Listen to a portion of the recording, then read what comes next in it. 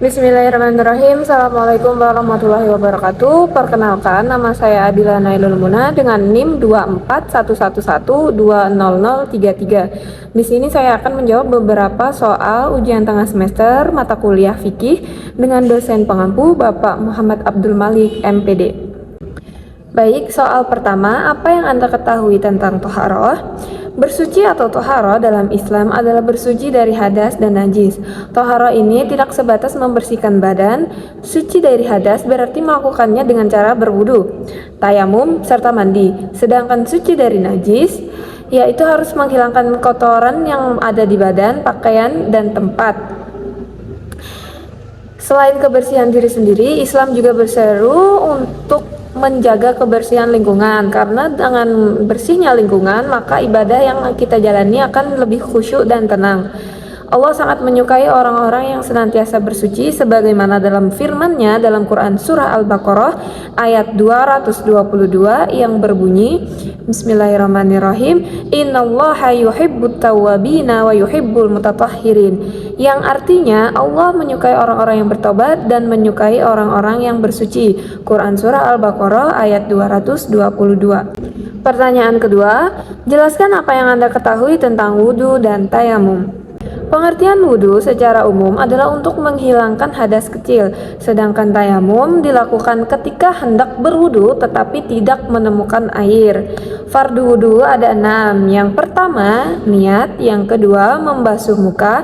Yang ketiga, membasuh telapak tangan sampai siku, membasuh sebagian kepala. Dan yang kelima, membasuh kedua kaki sampai mata kaki. Dan yang terakhir atau rukun yang keenam adalah tertib. Sedangkan pengertian tayamum itu sendiri adalah alternatif bersuci dari hadas kecil maupun hadas besar menggunakan debu atau tanah sebagai pengganti air dari media bersuci primer. Tayamum dilakukan ketika siapa saja yang kesulitan menggunakan air, baik karena ketidakadaannya air atau sedang kemarau, musim kering, atau ada yang menghalangi seperti luka atau penyakit yang menyebabkan luka tersebut tidak bisa terkena air atau menambah rusaknya anggota tubuh atau rasa sakit jika terkena air. Wudu menggunakan air sebagai benda untuk bersuci, sementara pada tayamum, benda-benda yang digunakan untuk tayamum adalah yang mengandung debu. Pertanyaan ketiga, air yang telah digunakan untuk berwudu maupun mandi junub disebut. Air yang sudah digunakan untuk berwudu atau mandi junub disebut dengan air mustakmal. Air mustakmal yaitu air yang sudah digunakan untuk bersuci, baik untuk menghilangkan hadas seperti wudu, mandi, atau untuk menghilangkan najis. Air mustakmal artinya air suci tetapi tidak dapat mensucikan walaupun tidak berubah warnanya, baunya, maupun rasanya.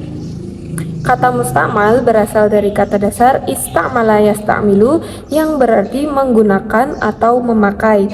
Hukum air mustakmal berbeda-beda menurut beberapa mazhab.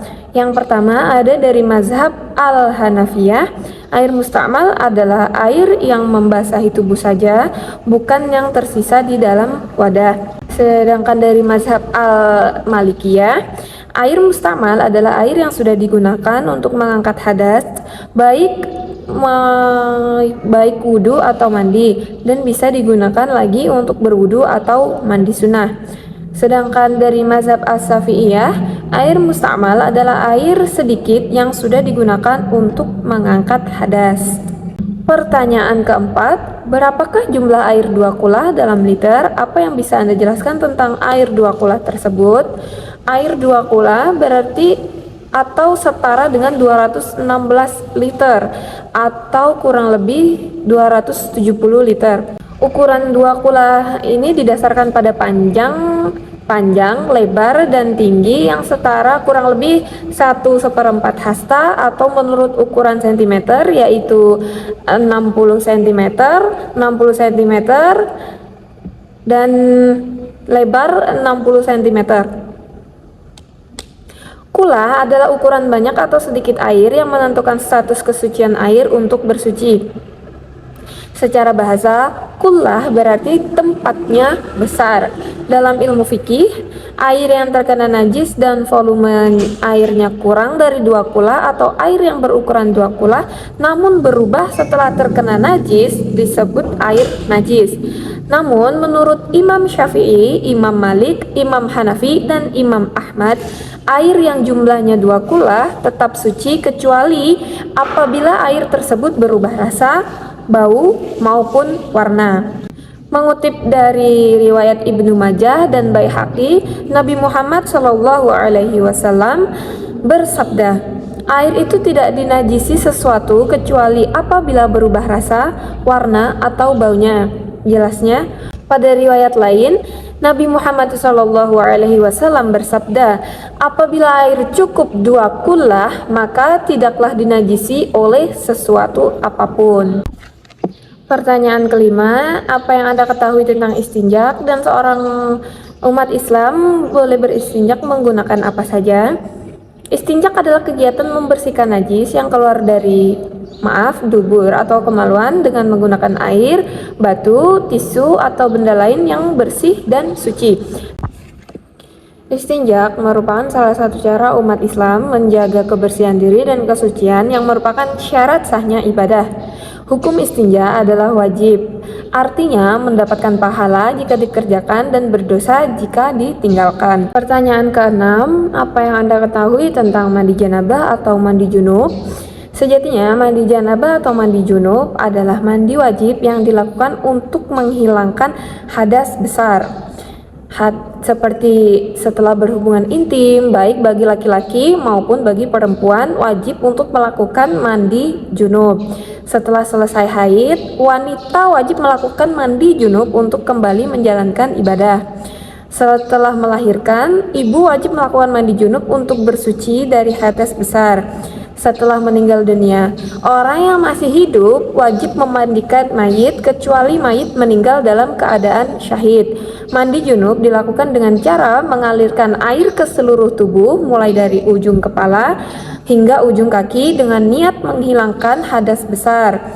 Beberapa hal yang perlu diperhatikan saat melakukan mandi junub adalah sebelum mandi, tubuh dibersihkan dari najis dan kotoran.